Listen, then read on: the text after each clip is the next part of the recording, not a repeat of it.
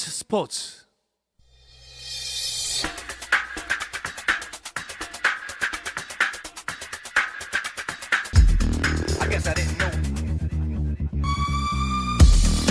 영국과 한국을 오가는 이원 축구 방송 이건 김정용의 해축 통신 시작합니다. 자, 먼저 풋볼리스트 김정용 기자 나와 있습니다. 안녕하십니까? 안녕하세요, 김정용입니다. 네, 자 영국에 있는 이건 축구 전문 기자도 연결해 보겠습니다. 이건 기자 안녕하세요. 네, 안녕하세요. 이건입니다. 네, 자 먼저 이건 기자님, 이강인과 파리 생제르맹 얘기부터 좀 해보겠습니다. 슬슬 파리 출장을 계획하고 계셨을 텐데 이강인 선수의 부상 소식이 들려왔습니다. 네, 그렇습니다. 매우 안타까운 소식이 아닐 수 없습니다. 이 파리 생제르맹이 지난 22일 홈페이지를 통해서 이강인 선수의 부상 소식을 발표를 했습니다. 왼쪽 대퇴 사두근, 그러니까 우리가 무릎을 굽힐 때 쓰는 이 허벅지 앞쪽 근육을 다쳤다라고 이제 발표를 했고요. A매치 휴식, 그러니까 9월에 있을 A매치 휴식기가 끝날 때까지 치료를 할 예정이다라고 이렇게 발표를 했습니다. 이강인 선수 이제 20일에 툴루즈와의 경기에서 선발 출전해서 51분을 뛰고 킬리안 음바페와 교체되어서 아웃됐는데 그때는 조금 이런 교체 아웃이 아닌가 싶었는데 결국에는 이 부상의 여파가 있었던 것으로 보여지고요. 파리 생제르맹이 밝힌 대로 A매치 휴식기가 끝날 때까지 치료를 할 예정이라고 한다면 지금부터 4주 정도는 걸릴 듯 하고요. 9월 A매치 우리나라 대표팀인 영국에서 A매치를 하는데 이 A매치에도 나갈 수 없을 뿐만이 아니라 한 달 정도 앞으로 다가온 항저우 아시안게임에서의 출전 여부도 지금 불투명한 상황입니다. 네, 정말 이 4주라는 기간 동안 중요한 경기들이 많이 있잖아요. 물론 뭐 리그 소속팀도 그렇지만 A 대표팀 클리스마노 그리고 황선홍호까지 지금 플랜에 좀 차질이 생겼겠는데요. 네, 그렇습니다. 이강인 선수가 부상을 입은 부위인 대퇴 사두근이 이게 큰 부상일 경우에는 한 8주 정도 결정하기도 하고 아주 빨리 복귀하면 2주 정도에 끝나기도 해서 4주라는 건 물론 이제 전망이지 확정된 건 아닙니다. 하지만 이제 4주라고 가정을 할 경우에는 9월 초에 이제 A 대표팀의 국가대표 친선 경기가 있고 9월 중순부터 말에 걸쳐서 아시안 게임이 있다고 생각하시면 되는데 아무리 짧은 시간 안에 복귀를 해도 A 대표팀 소집은 이제 불가능해졌다고 보시면 되겠고요. 네. 이제 아시안 게임은 회복 속도에 따라서 얼마나 좋은 컨디션으로 갈 수 있는가, 또 갈 수 있는지 여부 자체가 좀 달라진다고 할 수 있겠습니다. 이게 어찌 보면 최근 그 A 대표팀의 클린스만 감독이 이강인 선수를 A 대표팀에 차출하고 싶어 하면서 뭐 아시안 게임으로 바로 보내야 하는지 아니면은 A 대표팀을 찍고 가야 되는지에 대해서 논란이 좀 있었는데 부상으로 인해서 본의 아니게 정리가 된 셈이 됐어요. 네. 어차피 뭐 A 대표팀을 합류할 수 없게 됐고요. 이제 아시안 게임에 갈 수 있느냐가 굉장히 관심사로 떠올랐습니다. 4주 만에 이제 회복을 한다면 아시안 게임 뭐 직전이나 조별리그 때 합류할 수 있는 거죠? 네, 그렇습니다. 뭐 가능하면 뭐 충분히 첫 경기보다 며칠 앞서서 이제 회복을 하고 현지에 합류한 다음에 그 어떤 컨디션을 조절하는 시간까지 갖고 들어가야겠지만 만약에 첫 경기를 뛸 수 없을 정도로 회복 기간이 뒤로 밀린다? 그러면 이제 이강인 선수 소집 자체를 놓고 황선홍 감독이 굉장히 고심을 하게 되겠죠. 네. 자, 이강인 선수의 리그 소속팀 파리 생제르맹 얘기도 좀 해보겠습니다. 이건 기자님, 이 음바페가 뭐 시즌 전에는 여러모로 잡음이 있었습니다만 결국 지난 경기에 나서기 시작하면서 이강인이 찔러주는 킬패스 그리고 음바페의 마무리 이 호흡을 기대하는 해외 축구 팬들이 많았는데 이게 지금 4주 후에나 볼 수 있다는 얘기잖아요. 네, 그렇습니다. 정말 조금 안타까운 상황인데 말씀해 주신 대로 음바페 선수 정말 우여곡절 그리고 다사다난했던 그런 이적 관련 상황을 마무리하고 파리 생제르맹에 복귀를 했습니다. 그 툴루즈전이 이제 복귀전이 됐었는데요. 음바페가 그 이제 경기 전에도 훈련에 복귀를 하면서 이 축구 팬들이 이강인 선수가 찔러주고 음바페 선수가 마무리하는 소위 이음 라인에 그런 부상을 기대를 했었습니다. 하지만 이강인 선수가 다치면서 이 조합도 조금 더 이제 후에 4주 빠르면 4주 후에나 볼 수 있을 것 같고요. 파리 생제르맹 입장에서도 이 음바페 선수가 복귀를 하면서 여러 가지 공격력의 업그레이드, 특히 패스가 좋은 이강인 선수와의 그런 호흡, 그런 환상 조합을 기대를 했었습니다만 지금 파리 생제르맹이 이제 개막 후에 두 경기에서 승리가 없는데 이강인 선수, 음바페 선수의 조합을 통해서 승리를 기대했습니다만 그런 공격력 강화의 요인도 결국에는 4주 후로 미루게 되는 그런 아쉬운 상황에 처했습니다. 그렇군요. 이 예상하고 뭐 기대했던 것과 달리 파리 생제르맹이 올 시즌 출발이 그렇게 좋지는 못해요. 근데 이강인 선수가 부상까지 당하면서 음바페의 어깨가 더욱 무거워졌는데 지금 이 선수단 주장 투표에서는 4위에 머물렀다고 하더라고요. 네, 그렇습니다. 프랑스 매체들의 보도를 보면 투표를 통해서 주장을 정했다고 해요. 이제 비밀 투표, 약간 반장 선거 생각이 나죠. 네. 네, 비밀 투표를 통해서 정했다고 하는데 마르키뉴스 선수가 원래 주장이었는데 연임을 하게 됐다고 하고요. 음바페는 페레이라 등과 함께 이제 4강 정도에 들어서 이제 부주장단이 되었다고 합니다. 이제 음바페가 밀렸다는 것이 최근에 음바페가 뭐 농담으로 단장이다, 뭐 선수 영입 자체에 관여를 많이 할 정도로 팀 내 권력이 강하다 이런 말이 많이 나오다 보니까 네. 주장에서 밀렸다는 것만으로도 화제가 되지만 마르키뉴스가 연임을 할 만한 선수인 거는 뭐 확실합니다. 왜냐면 예. 이 선수가 아직 29살로 비교적 뭐 젊은 축임에도 불구하고 파리 생제르맹에서의 어떤 근속 기간이 10년이나 되는 유망주일 때 와서 팀을 오래 지켜주고 있는 선수고, 그리고 10년 전이면 딱 이 팀이 세계적인 강호로 발돋움할 때거든요. 예. 쉽게 말해서 개국공신입니다. 아. 그래서 마르키뉴스 선수가 아무리 음바페가 이제 스타라고 해도 주장직을 뭐 유지하고 있는 거는 뭐 누가 와도 이제 유지할 수 있는 그런 선수라고 보시면 되겠고요. 그렇죠. 근데 이제 네. 마르키뉴스가 주장을 하는 거는 이해가 되는데 그래도 이 음바페가 이름값이 있는데 4위를 할 정도인가? 그게 좀 논란이 될 것 같아요. 네, 그렇죠. 이게 페레이라, 킴펜베, 음바페 이 세 명이 부주장단이라고 하는데 음바페가 좀 너무 낮은 거 아니냐 이런 생각은 해볼 수 있겠습니다. 그리고 최근에는 원래 브라질파와 비브라질파, 또 남미파와 유럽파 이런 파리 생제르맹 내에 네 분이 있다는 소식이 몇 년 동안 계속 나왔어요. 근데 지금은 메시와 네이마르가 다 떠나면서 유럽파가 확 휘어잡은 것처럼 보였거든요. 예. 하지만 여전히 주장은 마르키뉴스로 선임이 되면서 그런 갈등보다는 이제 어떤 출신 대륙은 떠나서 다들 융화될 수 있는 분위기가 되는 게 아니냐 이렇게 긍정적으로 보는 전망도 있습니다. 네. 자, 그리고 이건 기자. 프랑스의 레전드죠. 앙리가 올림픽 대표팀을 맡게 되면서 또 다른 이제 레전드로 커가고 있는 음바페와의 만남을 기대하는 목소리가 커지고 있습니다. 네, 그렇습니다. 그 파리 올림픽이 이제 1년 정도 앞으로 다가왔습니다. 프랑스 같은 경우에는 이 올림픽에 예선을 거치지 않고 바로 이제 주최국의 자격으로 본선에 진출을 하게 되는데요. 프랑스 축구협회가 이 파리 올림픽에 나설 프랑스 올림픽 대표팀 감독으로 레전드 말씀해주신 그 레전드 티에리 앙리를 감독으로 선임을 했습니다. 계약 기간은요 2025년까지고요.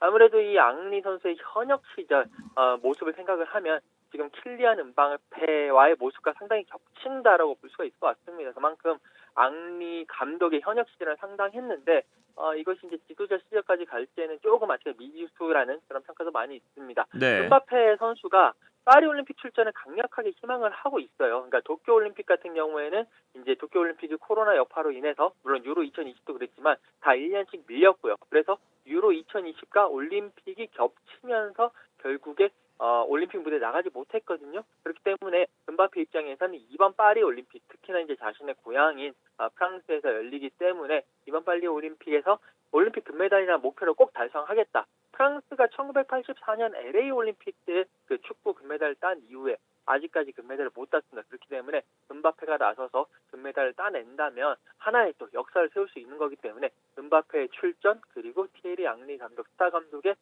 그런 지도력이 얼마나 빛을 발할 것인가에 대해서 또 많은 관심이 집중되고 있습니다. 네. 특별한 변수가 없다면 같은 소속팀 동료인 음바페와 이강인이 내년 파리올림픽에서 적으로 맞붙을 수도 있겠습니다. 자, 그런데 안 그래도 지금 이건 기자도 앙리의 이 감독으로서의 역량은 조금 더 지켜봐야 된다 의문을 제기했잖아요. 근데 이 전 종목을 불문하고 선수 시절 슈퍼스타가 슈퍼 감독, 좋은 감독이 되는 건 참 어려운 것 같은데 앙리의 지도자로서의 평가는 좀 어떻습니까? 현재까지는 좀 쉽게 말해서 영 아니었습니다. 네. 그 벨기에 대표팀 수석 코치를 했었는데 이때부터 평판이 좋지는 않았어요. 그리고 AS 모나코, 그리고 이제 미국 프로축구에 참가하는 캐나다 구단이죠. 몬트리올 임팩트 등의 감독 생활을 했는데 별다른 성과가 없었고요. 특히 모나코 같은 경우에는 뭐 모나코 공국의 팀이긴 하지만 크게 보면 자국 리그 프랑스 리그의 팀인데도 불구하고 네. 1년을 못 채웠어요. 석 달 조금 넘는 기간 만에 물러났거든요. 그래서 좀 많이 비판을 받기도 했고 지도력에 대해서 회의가 많았는데 그 말씀하신 슈퍼스타가 감독이 됐을 때 겪는 어떤 함정과 우를 앙리 감독이 전형적으로 범해왔다고 알려져 있어요. 그러니까 선수들한테 이런 식으로 지도를 한다는 거죠. 이게 왜 안 되니? 네. 차면 들어가는 거 아니니? 야, 이렇게 뛰고 패스 받고 때리면 되는 거 아니냐. 달리기 하면 원래 이 정도 속도 나는 거 아니니? 약간 이런 투로 지도를 해왔다는 뉴스가 많이 있었습니다. 네. 그래서 근데 그런 우를 이제 반복하지 않기 위해서는 그동안 경험이 좀 있었으니까 이번엔 좀 달라진 모습 보여줘야겠죠. 근데 만약 은바페를 지도하게 된다면 은바페는 잘 알아듣지 않을까요? 저는 감독님 현역 때랑 똑같습니다. 이렇게 할 수 있겠죠. 네. 내년에 파리 올림픽에서 앙리와 은바페의 호흡도 기대가 됩니다. 자, 이제 잉글랜드 프리미어리그로 얘기를 넘어가 보겠습니다. 자, 이건 기자는 지난 주말 토트넘 대 맨유전 현장 취재를 하셨죠? 네, 19일 그 토트넘의 홈구장인 토트넘 헛스퍼 스타디움에서 열렸던 프리미어리그 2라운드 경기였습니다. 토트넘과 맨유가 격돌을 했는데요. 일단 그 캡틴 손흥민 선수 풀타임 활약을 했습니다.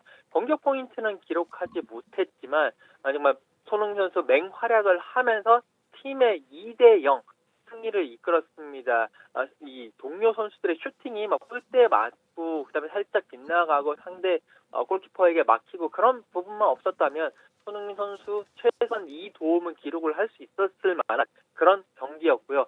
정말 토트넘이 맨유를 오랜만에 이제 맨유를 상대로 완승을 거두면서 현장 분위기가 엄청나게 대단한 그런 분위기를 또 보여주기도 했습니다.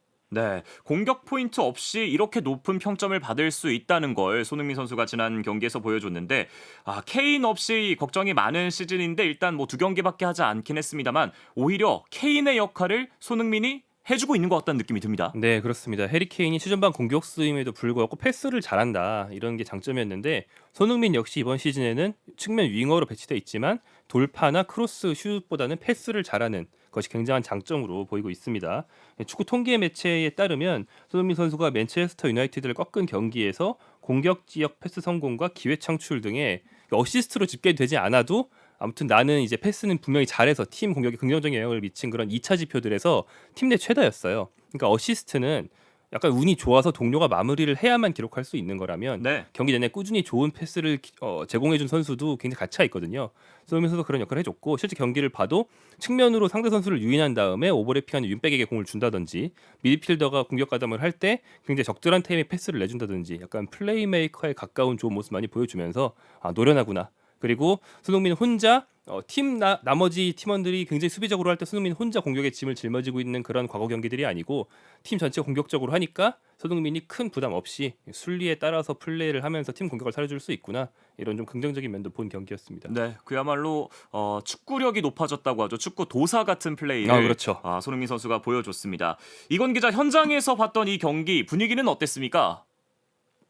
정말 재밌었고요. 분위기도 정말 뜨거웠습니다. 양 팀 모두 서로 몰아치면서 박진감 넘치는 경기를 했는데 통계적으로만 보더라도 토트넘이 17개의 슈팅 그리고 맨유는 22개의 슈팅을 할 정도로 서로 슈팅을 때려가면서 서로를 이렇게 무너뜨리기 위해서 공격 축구를 하는 모습이었고 이야기해 주신 대로 손흥민 선수 뒷공간이 많이 나면서 그쪽을 파고들면서 슈팅도 하고 패스도 하고 그러면서 날카로운 모습을 많이 보여줬습니다. 그리고 손흥민 선수의 그런 리더십 아래에서 토트넘의 그 중앙 미드필더인 파페사르라든지 비스마라든지 이런 선수들이 상당히 상승세를 탔고요. 비스마 선수는 골까지 넣으면서 토트넘의 중앙 미드필더들의 그 강함을 확실하게 보여준 경기고 토트넘의 홈팬들 6만여 홈팬들이 정말 경기 내내 노래 부르고 함성 외치고 응원 구호 부르고 하면서 경기장의 분위기를 상당히 뜨겁게 만든 그런 축구 클럽다운 그런 경기였습니다.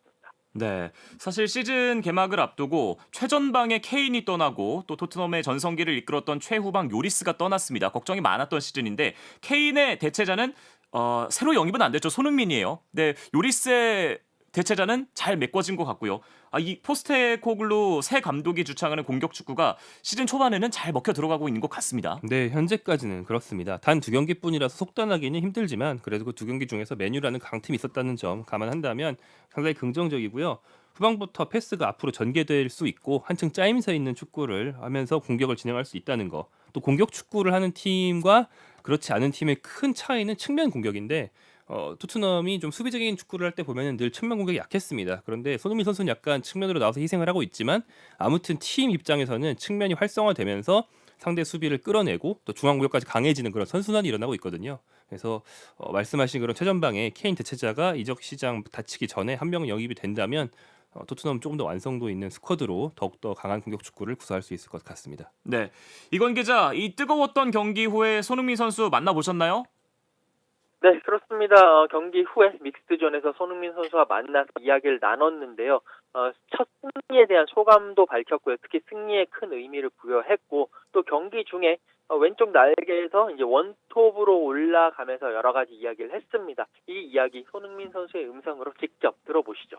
일단은 저희가 원하는 플레이들을 아직 100%를 다 보여주지 못했음에도 불구하고 이렇게 상당히 흥미로워하고 또 재밌어 한다는 것 자체는 어디까지나 엄청 좋은 일인 것 같아요. 근데 또 한 팀으로 생각해보면 분명히 오늘 경기에서도 분명히 부족한 부분들이 많이 나왔고 또 분명히 시즌이 분명히 아직 경기들이 많기 때문에 이런 부분을 고쳐나가는 것들이 어떻게 보면은 기대하셔도 될 그럴 것 같습니다. 그냥 뭐 사실 훈련할 때는 대부분 이제 왼쪽에서 주로 훈련을 하는데 뭐 사실 제가 어릴 때부터 포드도 보고 오른쪽 윙도 보고 뭐 밑에 공격형 미드필더도 또 생각하고 이미지 트레이닝을 항상 했기 때문에 잘하고 못하고를 떠나서 항상 팀이 필요한 것들을 해내려고 항상 준비하고 있는 것 같습니다.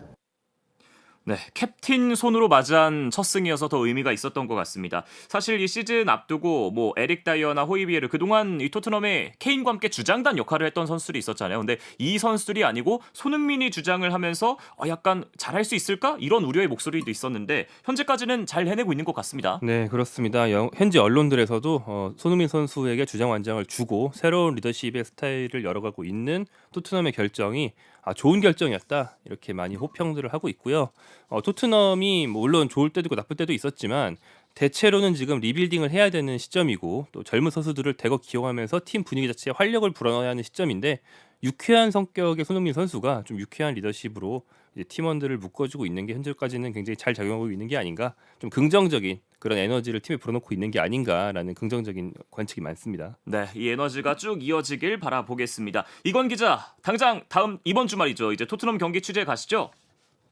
네, 그렇습니다. 26일 오후 8시 30분, 한국 시간으로 8시 30분에 영국 본머스에 있는 바이탈리티 스타디움에서 토트넘과 본머스의 프리미어리그 3라운드 경기가 열립니다. 토트넘은 지금 이제 맨유가 승리하면서 1승 1무를 기록을 하고 있고요.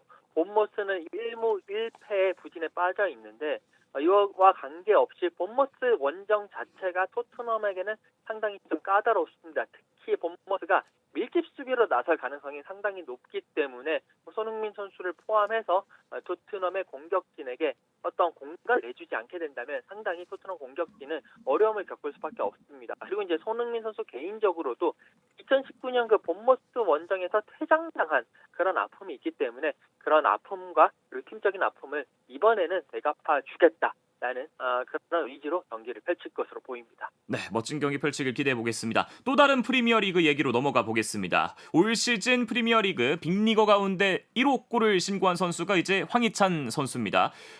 지난 경기 코리안 리거 올 시즌 첫 골을 넣으면서 건강한 황희찬은 빅리그 11번을 달 자격이 있다는 걸 보여줬습니다. 네, 그렇죠. 2라운드 브라이턴 앤 호브 엘비언전에서 울버햄턴의 황희찬 선수가 첫 골을 기록했는데 물론 팀은 대패를 당했습니다만 황희찬 선수는 앞으로 공격진에서 더 요긴하게 쓰일 수 있다는 그런 가능성을 보여줬고요. 그 뒤로 다른 리그, 그러니까 프리미어리그 밖에 다른 리그 팀들이 황희찬 선수를 영입을 노렸더니 네. 울버햄턴 구단에서 우리 선수 중에서 황희찬은 판매 불가다 이렇게 선언했다는 현지 보도도 있었습니다. 그래서 굉장히 좀 팀 내 가치가 올라가고 있는 그런 상황이고요. 황희찬 선수가 이번 시즌 2경기에 모두 교체로 나왔다는 것까지 감안한다면 90분도 채 안 뛰었는데 득점을 한 거라서 더욱더 소중하다고 할 수 있고 그 팀 내의 공격진 상황이 굉장히 좋지 않은 데다가 그렇죠. 현재 공격형 미드필더로서 공격 전개의 중책을 맡고 있는 누네스 선수가 맨체스터 시티의 거액 제안을 받고 8월 31일이 되기 전에 이적할 거라는 전망도 나오고 있어요. 그래서 공격 전개와 마무리 양면에서 모두 가치가 있는 황희찬 선수는 앞으로도 비중이 높지 않을까 이렇게 전망합니다. 건강 관리만 잘하면 이제 선발로 좀 뛸 수 있을 것 같고 그래야 이제 팀 성적도 올라갈 수 있겠죠. 그렇습니다. 네. 자, 그리고 또 다른 선수 황의조 선수 상황은 어때 보이십니까? 네, 황의조 선수는 노팅엄 포레스트 프리미어리그 구단에 있는데 사실 노팅엄에 있다는 것 자체를 여전히 잘 모르시는 분들이 계세요. 근데 작년 여름에 노팅엄 포레스트로 이적을 했다가 이제 노팅엄과 자매 구단인 그리스의 올림피아코스로 임대가 됐었고 거기서 자리가 없으니까 한국의 FC 서울로 다시 임대가 됐었죠. 두 차례 임대를 모두 마치고 지금은 노팅엄으로 복귀해서 프리미어리그 팀에서 주전 경쟁을 해보겠다라고 이제 욕심을 부리고 있고 또 이제 프리시즌에는 골도 넣으면서 충분히 가능성을 보여줬습니다. 하지만 지금까지 팀이 2경기를 했는데 첫 경기는 엔트리에 못 들었고요. 두 번째 경기는 엔트리에 들긴 했는데 못 뛰었어요. 네. 이제 원래 주전이 아니었던 선수가 출장 시간을 가지려면 운도 좀 따라야 되는데 하필 바로 지난 경기에서 황의조의 경쟁자인 두 공격수가 한 골씩 넣었어요. 그래서 앞으로 쉽지는 않아 보입니다. 네. 훈련에서 더욱더 자신의 가치를 증명하고 또 이제 행운이 따라서 찾아오는 그런 기회를 꼭 잡아야겠죠. 네. 자, 코리안 리거가 많기 때문에 프리미어리그 소식 들어도 재밌지만 다른 리그에도 우리 선수들이 있으니까요. 독일로 넘어가 보겠습니다. 분데스리가 소식은 잠시 쉬었다 와서 다시 나눠보겠습니다.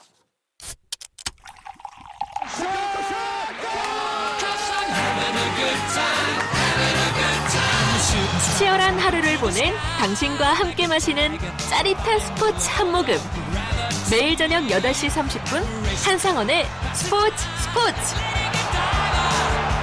자, 계속해서 분데스리가 소식을 만나보겠습니다. 자, 김민재 선수가 있는 바이에른 뮌헨, 얼마 전에 김민재 선수가 독일 전통 의상 가죽 바지 레더호젠 입고 맥주잔 들고 있는 사진이 또 눈길을 모았어요. 네, 우리가 독일 하면 딱 생각나는 그 전통 의상, 그게 이 뮌헨 지역, 남부 지역의 의상인데 바이에른 뮌헨 선수들은 이 옷을 1년에 한 몇 번 입어야 됩니다. 김민재 선수는 영입되자마자 좀 고급 레더호젠을 하나 선물 받았었고요. 네. 그리고 맥주 축제와 굉장히 밀접한 관련이 있다 보니까 그 바이에른 뮌헨 지역을 대표하는 그 맥주 브랜드의 광고를 위해서 이번 입고 한번 나왔어요.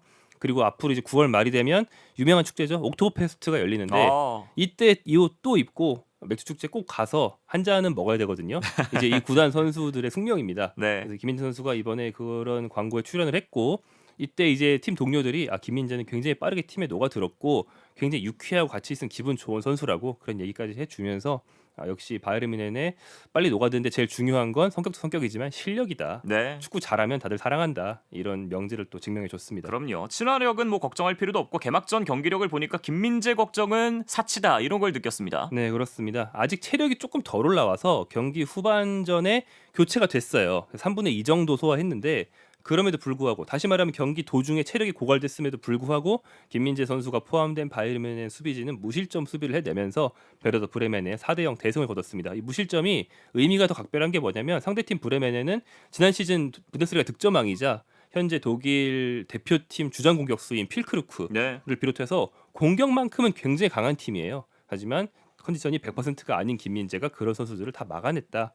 여기서 우리가 굉장히 높은 점수를 줄 수 있습니다. 네. 그리고 또 하나 걱정하지 않아도 되는 남자. 예전엔 손의 남자였지만 지금은 킴의 남자 케인이 개막전부터 골을 넣었습니다. 이건 기자, 이 케인의 골은 이 개막전 영국에서도 많이 주목이 됐죠?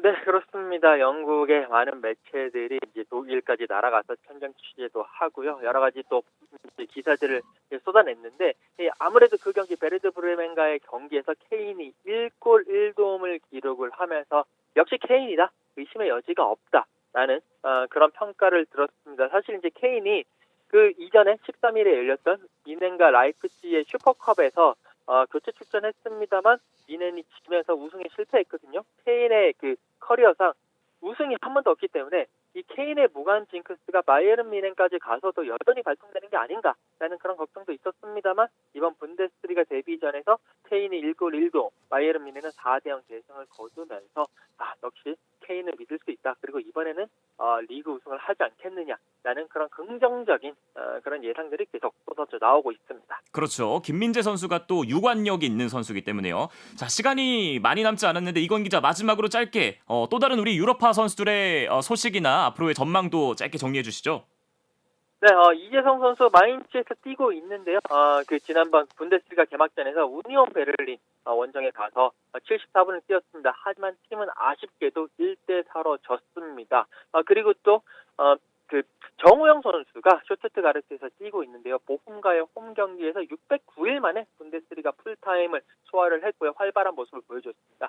슈투트가르트는 5대0으로 대승을 거뒀습니다. 네, 우리 코리안 리거들의 활약 이번 주말도 기대해 보겠습니다. 자, 더 얘기 나누고 싶은 게 많지만 시간 관계상 오늘은 여기서 마치겠습니다. 이건 기자, 김정용 기자, 고맙습니다. 고맙습니다. 내일도 저녁 8시 30분에 돌아오겠습니다. 아나운서 남현종이었습니다. 스포츠.